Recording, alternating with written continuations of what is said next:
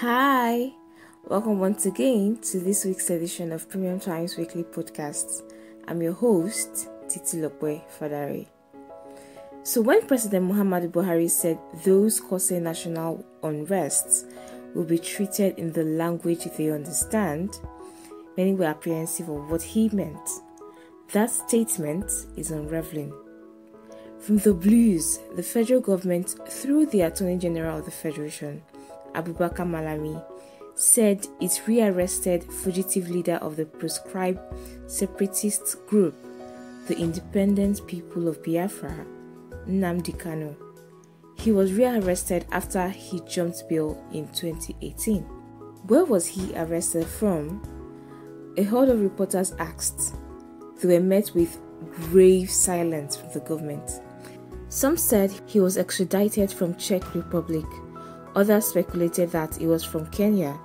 Another grapevine said he was from Ethiopia. As the guesswork continued, the government took Mr. Kanu before the court, seeking that he be detained. The court granted the request, and the case will now be heard July 26. So Nigerians have asked the government to follow due process in the prosecution of the controversial figure, who also has a British citizenship. His lawyer too has sought the intervention of the British government. Cynical Nigerians too have joked that Mr. Kanu that was arrested wasn't the real Kanu, but a man from Morocco. This they said to mock Mr. Kanu for the conspiracy theory he circulated, saying President Muhammadu Buhari had been cloned with a certain Jibrin from Sudan. If you thought you had seen it all, you were wrong. Days to the much publicized Yoruba Nation rally, operatives of the dreaded State Security Service busted the home of self-acclaimed activists Sunday Adeyemo, who many call Sunday Igboho. Prided for his wealth of talismans, amulets, and voodoo, Igboho's security details were overpowered by the firepower of the secret police. Never raiding a place without leaving a mark, the secret police operatives engaged in a heated gun duel with Igboho's guards, killing 2 and arresting 13. His vehicles, including G-Wagon, Prado Jeep, and some valuable properties, including furniture and windows, were reportedly destroyed.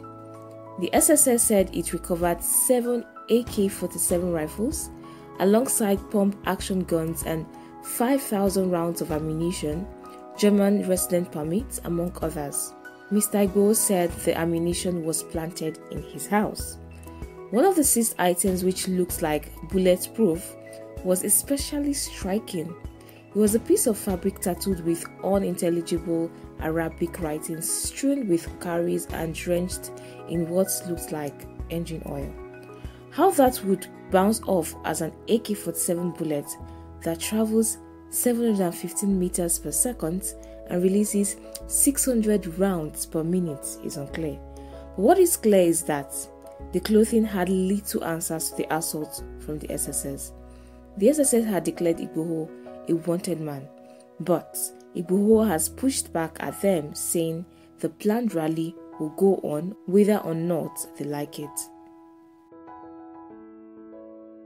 Away from that, finally, after weeks of repeated denials, Zamfara State Governor Bello Matawalle defected from the People's Democratic Party to the All Progressive Congress. He is now Nigeria's latest political pawn, and he has gone to where his sins will be forgiven. Apologies to Shumole. To defect from one party to another in Nigeria doesn't take so much to do. It's as easy as opening and closing your eyes. He, however, could not convince his deputy, Madi Aliyu, and the member representing Talata Mafara Anka in the State House of Assembly, Kabiru Yahya, to follow him to the ruling party. Mr. Matawalle becomes the 3rd governor in the last 7 months to decamp to the APC after Ebonyi State Governor David Umahi and Cross River State Governor Ben Ayade.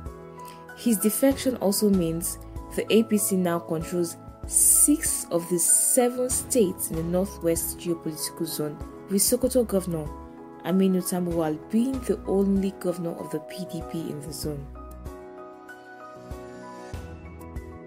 Meanwhile, the chicken came to roost as Kano State Governor Abdullahi Ganduje and his Jigawa State counterpart Muhammad Badaru escaped by a whisker after being attacked by bandits on a highway linking Zamfara and Kano states.